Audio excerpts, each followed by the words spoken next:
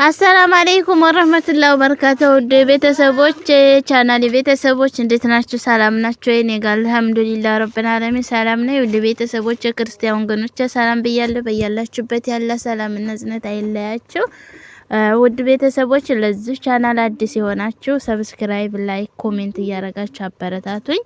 አብሮነታችሁ አይለየኝ እላለሁ። ውዶች እና እንዴት ናችሁ? ከኔ ጋር ሁሉ መልካም ሁሉ አማን። እናንተ እንዴት ናችሁ? ፍቅሮች ማሮቼ አሁንም እንዴት ተለመደው እንትን አድርጉ። ዛሬ እንግዲህ አዲስ ነገር ይዤ ስለማስተራችን ይዤላችሁ መጥቻለሁ። ያው እንግዲህ ማስተር አብነት ወደ ውጭ ሀገር ለሕክምና መሄዱን ሁላችሁም ሰምታችኋል፣ ተሰምተናል፣ አልቅሰናልም።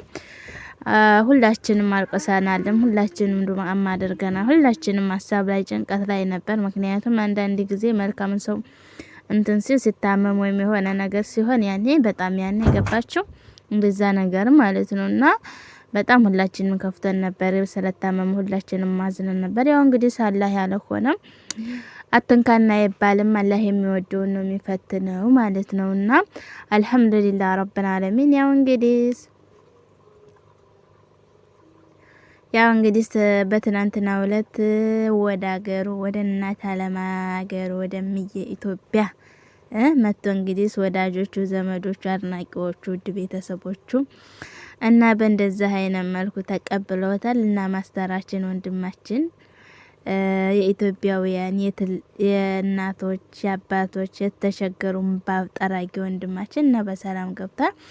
እና ለተጨነቃችሁ በሙሉ እንኳን ደስ አላችሁ። ማስተራችን በደህና መጥቷል እላችኋለሁ። እና ኢንሻአላህ ያ ረቢ ያ ከሪም አሁንም ያው እንግዲህ ዱአ አድርጉለት። አሁንም ጨርሶ አፊያውን እንዲሰጠው ማለት ነው። እና ዱአ አድርጉለት ጨርሶ እንዲድን ማለት ነውና እንደዛ እያደረጋችሁ ዱአ አድርጉለት። ውድ ቤተሰቦች፣ ውድ ኔ ቤተሰቦች፣ ውድ ማስተር ወዳጆች፣ አድናቂዎች ማለት ነውና ዱአ አድርጉለት። አላህ መጨረሻውን ያሳምርለት። አላህ አፊያውን ይስጠው። የሰው ልጅ ከምንም በላይ ዋናው ነገር ጤና ነው። ወላሂ ያኔ ገንዘብ ሞልቶ ምን ብሎ ጤና ከሌለ አስቸጋሪ ነገር ነው።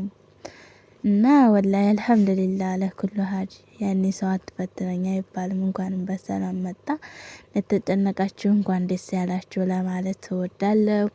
እና የኔ ቤተሰቦች ማለት ነው ለምንድን ነው እናንተ እኔ ለምንድን ነው ውዶች፣ ጀማሮች፣ ፍቅሮች ለምንድን ነው ሼር ማታደርጉልኝ? ለምንድን ነው 100,000 ፎሎወር ማታስገቡኝ? 10,000 ማታስገቡኝ ማለት ነው? እነምወዳችሁ 10,000 አስገቡኝ። ሁላችንም ከልብ አመሰግናለሁ ስለምታበረታቱ። ይክበሩልኝ ውዶቼ። ወለ በጣም ነው ለእናንተ ቃላት የለኝም። እሺ ማሮች ወዳችኋለሁኝ። እሺ የኔ መልካሞች፣ አላህ በያላችሁበት ሰላማችሁ ብዝት ይበል። አላህ ሀገራችን ሰላም ያደርግልን። ርዝቃችን በሀገራችን ላይ ያደርግልን። ውድ ኢትዮጵያውያንና ኤርትራውያን